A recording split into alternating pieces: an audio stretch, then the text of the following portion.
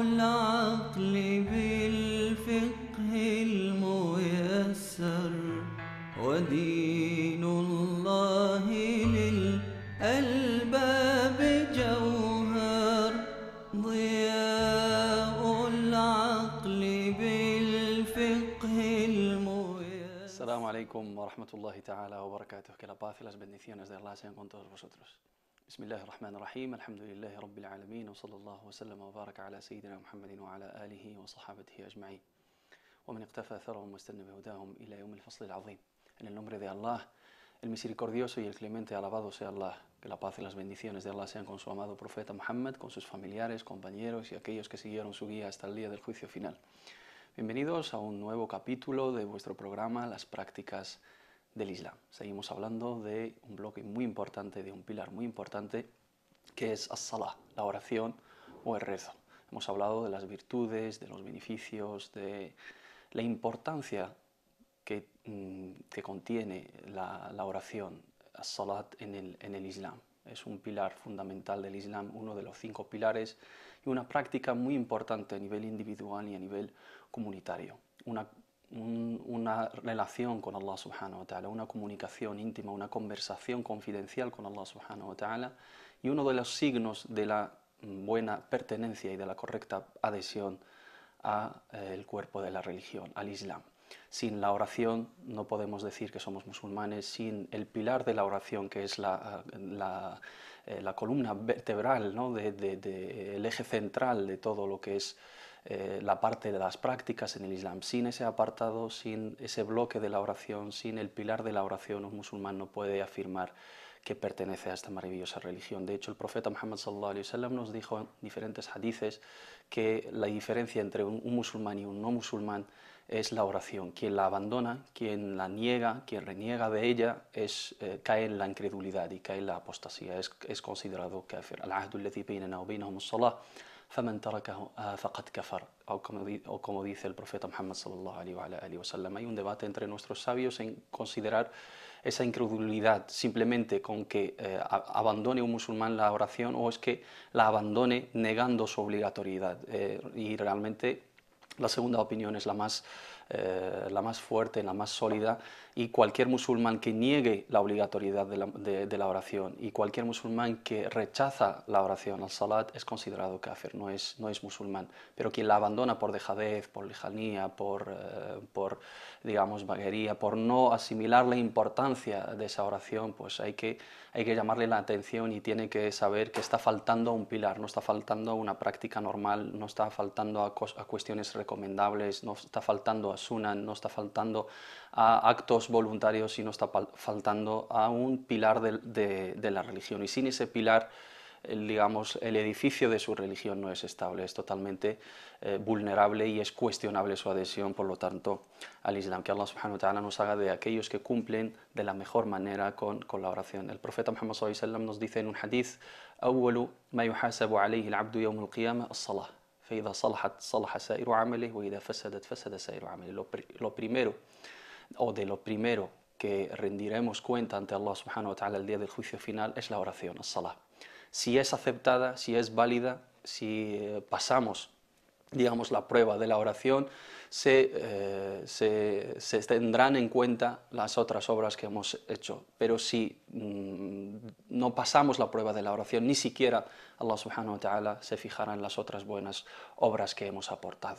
Si cumplimos con la oración, que es Imaduddin, que es el pilar fundamental del Islam, pues serán aceptadas las otras obras que aportaremos, inshallah ta'ala, las obras de bien. Pero si no cumplimos con ese pilar fundamental del Islam, todo lo que hacemos de bien no es considerado ante el ojo de Allah subhanahu wa ta'ala, porque si carecemos de esa relación con Allah subhanahu wa ta'ala, si carecemos de ese pilar fundamental, pues no tienen importancia las otras obras, y eso lo tenemos que tener muy en cuenta. La salah, hemos hablado de sus virtudes, hemos hablado de su importancia, y una de las virtudes que determinan su grado en el Islam es que es el único pilar o la única práctica, el único acto de adoración, ibadah, o sha'ira ta'budiyya, que ha sido revelada al profeta Muhammad sallallahu alaihi wa sallam en el séptimo cielo.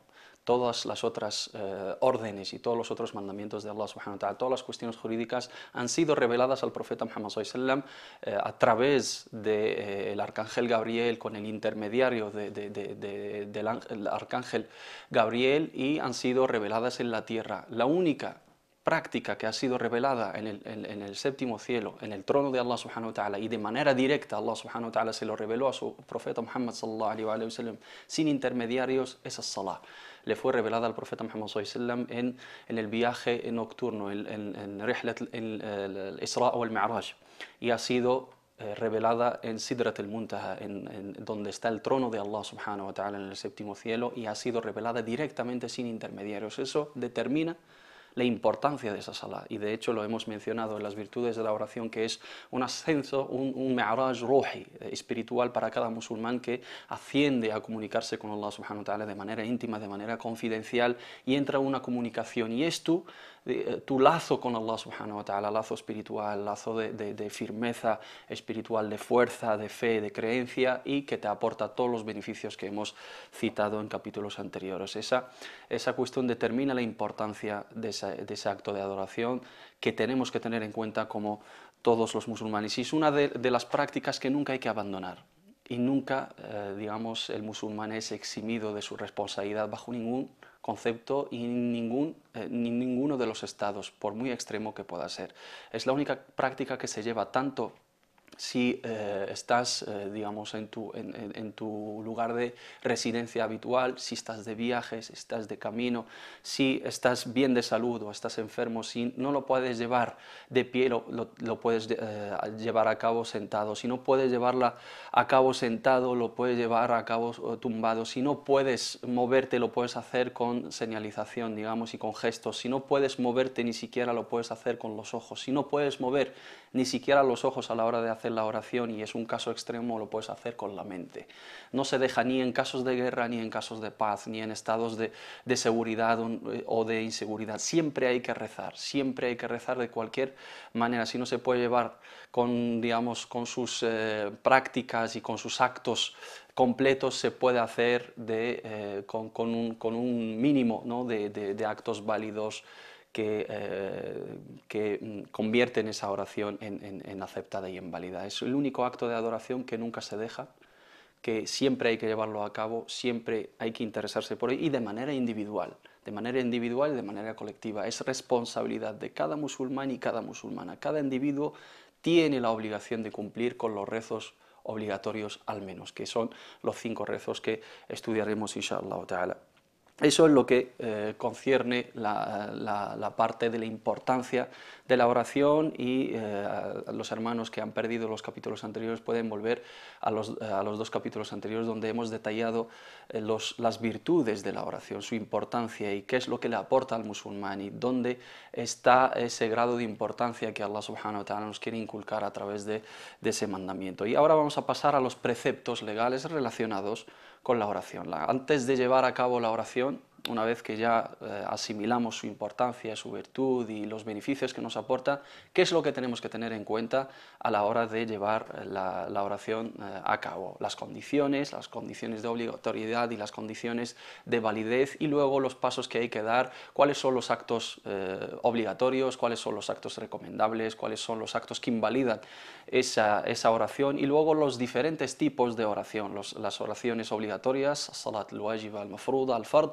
y luego as-sunan, y luego al-nawafil, etc. Inshallah ta'ala detallaremos todos los aspectos. Hoy inshallah ta'ala hablaremos de las condiciones de la oración, condiciones de as-salah. Vamos a verlos en estas imágenes. Condiciones, hay 2 tipos de condiciones: condiciones de obligatoriedad, shurut al-wujub, y condiciones de validez, shurut as-sihha. Cuando se dan las siguientes circunstancias, el salah es obligatorio. Cuando se habla de condiciones de obligatoriedad, son situaciones que cuando se dan, y circunstancias cuando se dan, eso determina que la oración es obligatoria, es obligación del individuo que tiene que llevar a cabo, porque cumple con esos requisitos y cumple con esas condiciones. Vamos a verlos detalladamente. El primero es el Islam.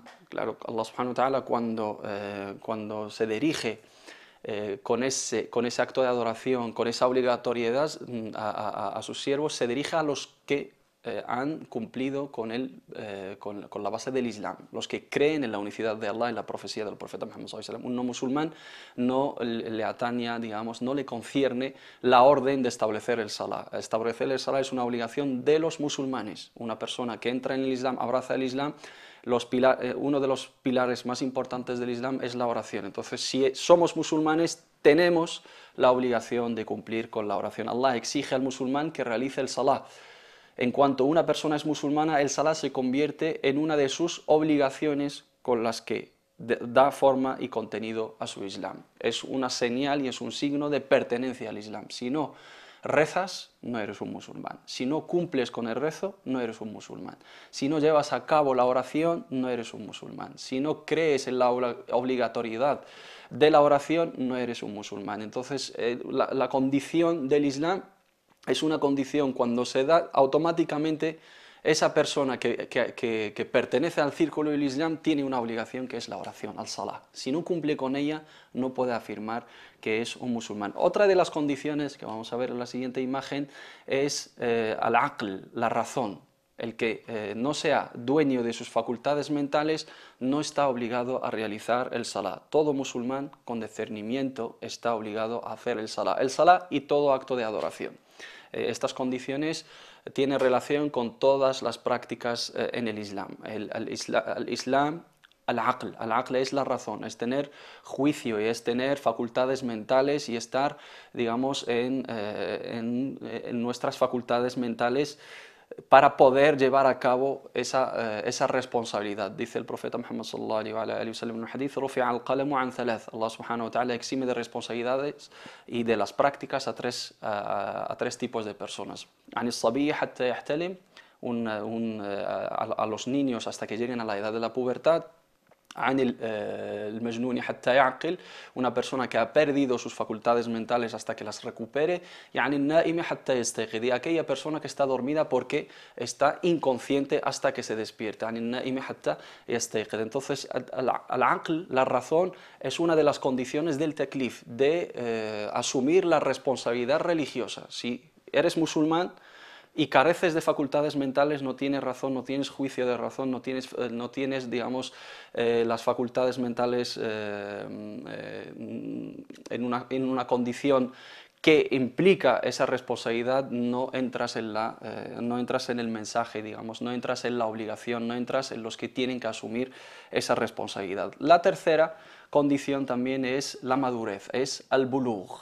El menor no está obligado a realizar el salah, y los otros actos de adoración tampoco. Se considera que se ha alcanzado la madurez con la pubertad. Se ha puesto digamos, un límite físico, porque la madurez psíquica, digamos, y mental puede adelantarse a la edad de la pubertad, pero en la religión, el derecho jurídico ha establecido un límite físico en los cuales, a través del cual entramos todos. Puede haber diferencia de edades, puede que una persona llegue a la pubertad antes que otra, y puede una persona que tenga, digamos, madurez mental antes que la pubertad física, pero se ha establecido un límite físico material para que sea, digamos, el determinante de entrar en esas condiciones de asumir las responsabilidades, y es la pubertad, la madurez. Al-bulugh, el menor no está obligado a realizar el salah, se considera que se ha alcanzado la madurez con la pubertad. Todo musulmán en uso de sus facultades mentales y que haya alcanzado la pubertad está obligado a hacer el salah. Eso es lo que nos determina el hadith del profeta Muhammad sallallahu alaihi wasallam: "Rufi'a al-qalamu an thalath, an as-sabiy hatta yahtalim", un niño o una niña hasta que llegue a la edad de la pubertad. "An an-naim hatta yastayqid", aquella persona que está dormida, que no está consciente, sea a través del sueño o sea a través de haber perdido la conciencia por cualquier motivo. Y luego al-majnun hatta ya'qil, aquella persona que ha perdido sus facultades mentales hasta que las vuelva a recuperar. El Islam, la razón y la madurez son condiciones de wujub, condiciones de obligatoriedad. Cuando una persona es musulmana y cuando una persona es madura, ha llegado a la edad de asumir las responsabilidades religiosas, que es la madurez física, que es la pubertad, y luego la madurez mental, que disfruta de todas sus facultades mentales, que tiene juicio de razón y tiene la aql, ¿no? Y no tiene ningún impedimento que determine que haya perdido esas facultades, eso quiere decir que tiene la obligación de cumplir con la oración y las otras obligaciones en Islam, pero estamos hablando del contexto de as-salah. Hay otras condiciones que vamos a ver ahora enseguida en la imagen siguiente, también relacionadas con las condiciones de al-wujub, las condiciones de la obligatoriedad. Vamos a verlo en la imagen siguiente. Anterior, la llegada del momento prescrito para el salah, dukhul al-waqt, a partir del momento escrito, señalado para el comienzo del salah, este es obligatorio. El salah también tiene unos tiempos determinados. Una vez que entra ese tiempo determinado, inna as-salata kanat ala al-mu'minina kitaban mawquta, dice Allah en el Sagrado Corán. Ciertamente, las oraciones prescritas tienen unos tiempos determinados. Cuando entra ese tiempo determinado de los 5 rezos, detallaremos inshallah ta'ala los diferentes rezos, los estatutos legales relacionados con los diferentes rezos. Cuando entra ese tiempo, dukhul al-waqt, cuando llega el momento prescrito para el salah, a partir de ese momento escrito, estricto, señalado, para el comienzo del salah, este es obligatorio. El salah se convierte en una obligatoriedad, una obligación. El Islam, al-aql, al-bulugh y dukhul al-waqt. Cuando se juntan esas condiciones, quiere decir que el salah es wajiba. Puedes ser musulmán, puedes tener razón, puedes ser maduro, llegar a la edad de la pubertad, la edad de asumir las responsabilidades, pero si todavía no ha entrado el tiempo de obligatoriedad, el tiempo prescrito para esa sala no es obligatoria para ti. Pero cuando entra ese tiempo, cuando llega ese tiempo determinado de esa sala, ahí se convierte en una obligación. Entonces esas son las condiciones de al-wujub, shurut al-wujub, las condiciones de la obligatoriedad. Vamos a detallar los tiempos determinados. ¿Cuáles son los tiempos determinados de la oración? Vamos a verlo en esta imagen. Al-fara'id, los rezos obligatorios prescritos y imprescindibles, son 5 rezos al día. Cada musulmán y cada musulmana tiene la obligación de cumplir con 5 rezos diariamente, de manera obligatoria, y nunca debe dejarlos, ni en su lugar de residencia, ni cuando está de viaje, ni cuando está en el camino, ni si está enfermo, ni si está, digamos, en un estado óptimo de salud, si está seguro o inseguro. Siempre hay que llevar a cabo, en paz y en guerra, siempre hay que llevar a cabo los 5 rezos del día, y los tiempos son los que estáis viendo en pantalla. El dhuhr es al mediodía y su tiempo empieza desde que el sol, los tiempos tienen relación básicamente con el sol. El dhuhr empieza cuando el sol empieza a inclinarse, cuando es el mediodía, y empieza a inclinarse el sol hacia el ocaso, hacia el este, ¿no?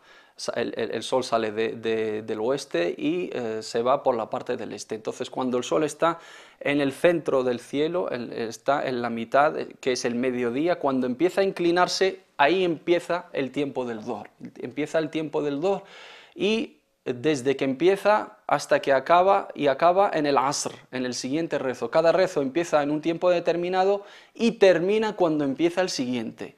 Y una señal relacionada con el sol, cuando las cosas tienen la misma forma en la sombra, el mismo tamaño en la sombra. Cuando empieza el sol a inclinarse y va bajando hasta que los cuerpos y las cosas o los objetos tengan el mismo tamaño en la sombra, todo eso es tiempo del dhuhr. Desde ese tiempo, del final del dhuhr, empieza el asr, a la media tarde. Empieza el asr, que es el tercer rezo del día, a media tarde, hasta el ocaso, hasta la puesta del sol. Desde que las cosas, la sombra es multiplicada, ¿no? Cuando los tamaños de los cuerpos en la sombra son multiplicados prácticamente, hasta que se vaya el sol, hasta la puesta del sol, que es el tiempo del Maghreb. Y el Maghreb es desde la puesta del sol hasta la entrada de la noche del Isha, y se denomina también Maghrib al-Shafaq al-Ahmar, cuando esa rojez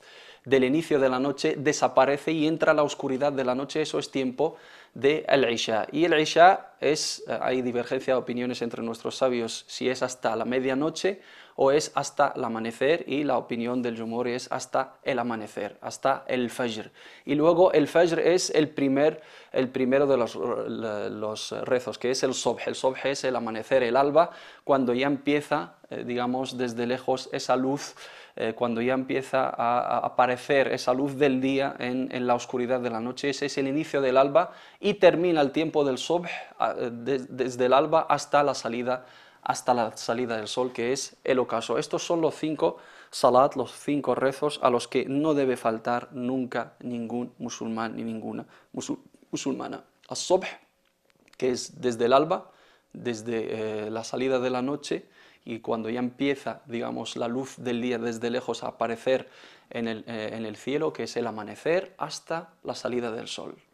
Hoy en día, gracias a Dios, tenemos los horarios establecidos a través de, digamos, de despertadores, y a través de los relojes, a través de programas de ordenador, o incluso en cualquier teléfono móvil. Hoy en día hay aplicaciones que determinan el tiempo, la localización, el lugar y los horarios de cada ciudad exactamente. Pero si una persona no tiene esos medios, se puede guiar también por digamos, las referencias del tiempo y las referencias de sol y de oscuridad. El tiempo del Subh empieza desde el amanecer, al Fajr al-Sadiq, el amanecer verdadero, hasta al-Shuruq, hasta la salida del sol. Y todo ese tiempo es de Salat al-Subh. Una persona, si reza antes de que salga el sol una rak'a, es considerado que ha cumplido con el tiempo determinado, con el tiempo prescrito y establecido. Man adraka rak'atan qabla shuruq ash-shams faqad adraka as-subh, wa man adraka rak'atan qabla ghurub ash-shams faqad adraka al-'asr. Y así lo podemos aplicar a todos los rezos. Cualquier rezo, si llegamos a rezar una sola rak'a antes de que salga su tiempo, hemos alcanzado el tiempo prescrito. Pero nunca hay que retrasar el tiempo, salvo si es por causas mayores. Es preferible y es una cosa muy recomendable rezar en el inicio de cada tiempo. Sabemos que cada rezo tiene un tiempo de inicio y un tiempo final, y entre los dos se considera un tiempo, pero es recomendable y es preferible y tiene más recompensa rezar en el inicio de los tiempos. As-salatu fi awwal al-waqt es muy recomendable y es de las obras que Allah subhanahu wa ta'ala ama. Si tienes algún impedimento o estás ocupado con algo que es considerado una excusa jurídica y son causas mayores, puedes retrasar ese rezo, pero nunca hacer perder el tiempo establecido. Siempre rezar dentro del tiempo fijado, que es el inicio y el final. Tenemos Salat al-Subh desde el amanecer hasta la salida del sol, luego el Dhuhr del mediodía, cuando empieza a inclinarse el sol de la zona central del cielo, hasta el tiempo del Asr, hasta la media tarde. Y si no tenemos, digamos, relojes, la descripción que nos aporta el hadith del profeta Muhammad sallallahu alaihi wasallam es cuando los cuerpos, la sombra de los cuerpos refleja el mismo tamaño de esos objetos o de los cuerpos. A partir de ahí empieza Salat al-Asr, empieza el tiempo de rezo de al-Asr de la media tarde, y es desde Waqt al-Asr, desde el tiempo del Asr hasta la puesta del sol, hasta el ocaso, hasta cuando se va el sol, que es el inicio del tiempo del Maghrib, hasta Maghrib al-Shafaq al-Ahmar, cuando desaparece esa rojez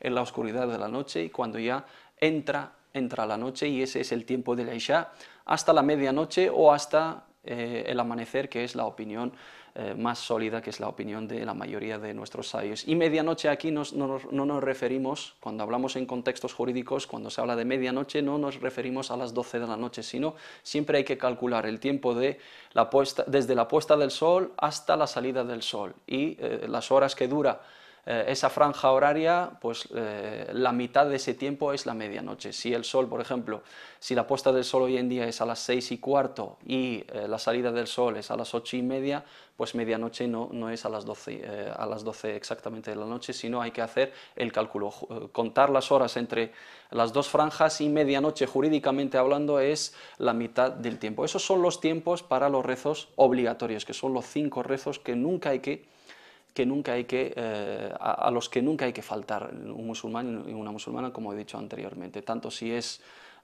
estamos, digamos, en nuestro lugar de residencia, si estamos de viaje, si estamos enfermos o si gozamos de nuestra salud, siempre hay que llevar a cabo esos 5 rezos. Si no tienes esa relación con Allah subhanahu wa ta'ala, si no acudes a las 5 citas de la oración que Allah subhanahu wa ta'ala ha establecido para nosotros, no cumples con un pilar muy importante, y si no cumplimos con ese pilar, lamentablemente no podemos afirmar que somos musulmanes. Luego, aparte de los salawat al-maktuba, aparte de los rezos obligatorios, hay rezos que son opcionales y recomendables. Vamos a verlos en esta imagen.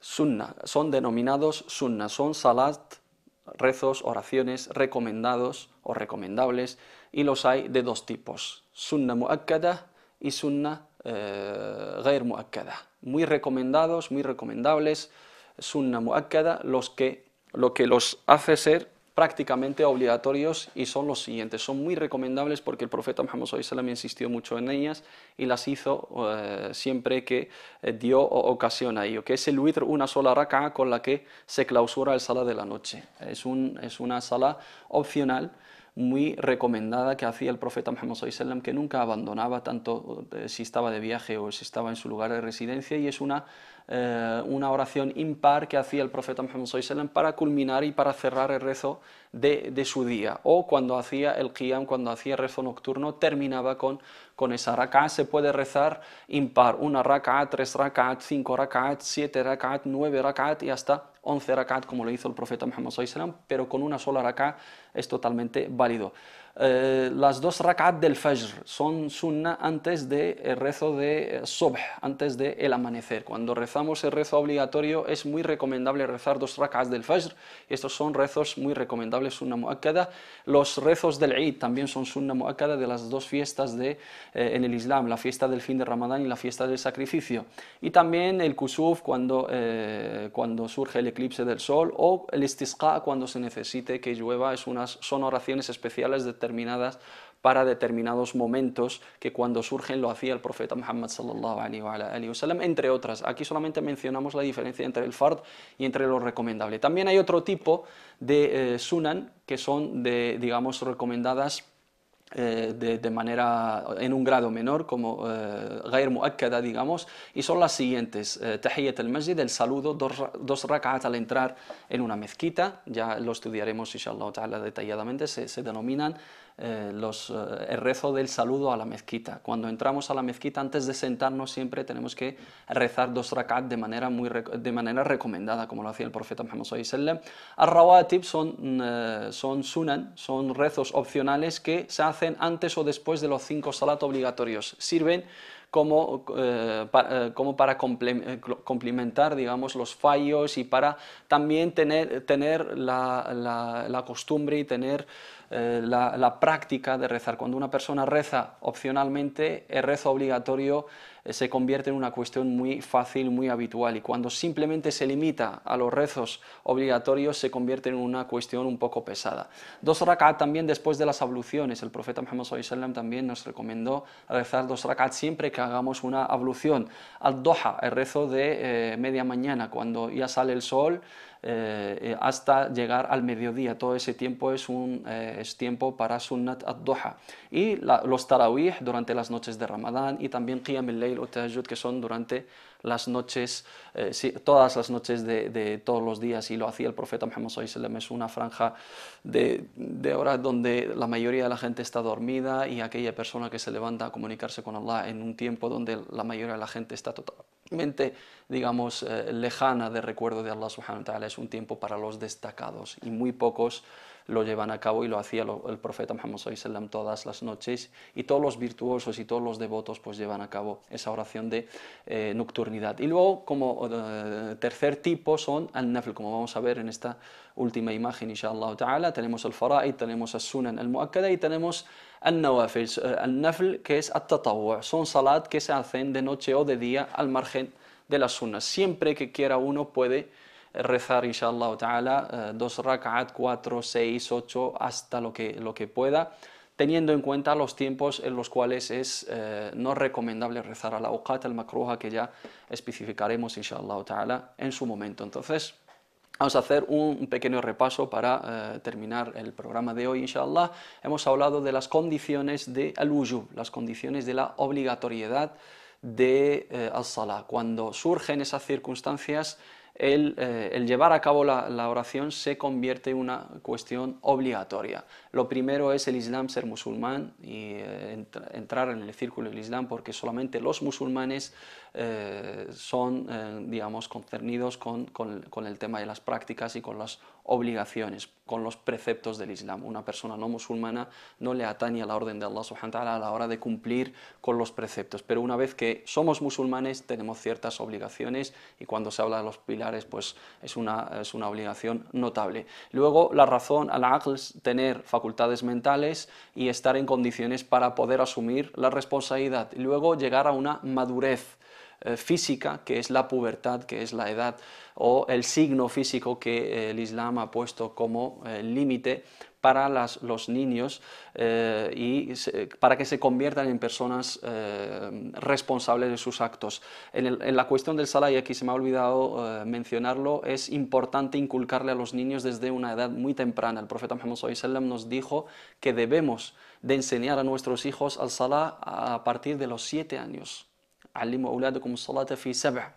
Hay que enseñarle a los niños la oración a los 7 años, porque es un hábito. Si desde niños saben que tienen que rezar, si asimilan la importancia de la oración desde una edad temprana, cuando llegarán a la edad de la pubertad lo llevarán a cabo de la mejor manera y será una cuestión muy fácil. Un niño que nunca se le ha enseñado la oración y cuando llega a los 15 y 16 años le obligas a hacer la oración, no lo va a llevar a cabo y va a ser una cuestión muy difícil para él y no va a cumplir con ese precepto. Por eso el profeta Muhammad sallallahu alaihi wasallam nos llama a enseñar a nuestros hijos desde los 7 años, y enseñarles la oración implica enseñarles al tahara, la purificación, la ablución y todos los preceptos relacionados con la oración. Y nos dice, hay que ser exigentes con ellos, وَاضْرِبُوهُمْ عَلَيْهَا فِي عَشْرٍ. Hay que ser muy exigentes y obligarles de alguna manera a los 10 años. Es una cuestión de hábito, es una cuestión de educación, de práctica, y cuando se llega a la pubertad, ahí ya es una responsabilidad y tiene que rendir cuentas ante Allah subhanahu wa ta'ala por sus propios actos. Pero antes, en los años anteriores, hay que enseñarles y inculcarles esos valores. La pubertad es una de las condiciones también. Y luego es dukhul el-waqt, cuando llega el tiempo prescrito determinado, y lo hemos detallado. Para los 5 rezos obligatorios es as-subh, al-dhuhr, al-asr, al-maghrib y el isha. 5 rezos repartidos a lo largo de todo el día, y hemos hablado de los beneficios y de las virtudes de esos 5 tiempos, porque Allah subhanahu wa ta'ala, digamos, nos ha repartido la oración en esas 5 franjas del día, qué es lo que supone para un musulmán en su relación con Allah subhanahu wa ta'ala y lo que le aporta espiritualmente y moralmente esa oración. Y luego tenemos los rezos que son recomendables de manera insistente, digamos, de manera clara, que son las sunan al-mu'akkada, y luego tenemos las sunan ghayr al-mu'akkada y al-nawafil, at-tatawwu', lo que es opcional, que siempre lo podemos llevar a cabo. Lo detallaremos más inshallah ta'ala en su momento. Nos quedamos aquí por hoy y nos vemos en el siguiente capítulo bi'idhnillah. Assalamu alaikum wa rahmatullahi ta'ala wa barakatuh.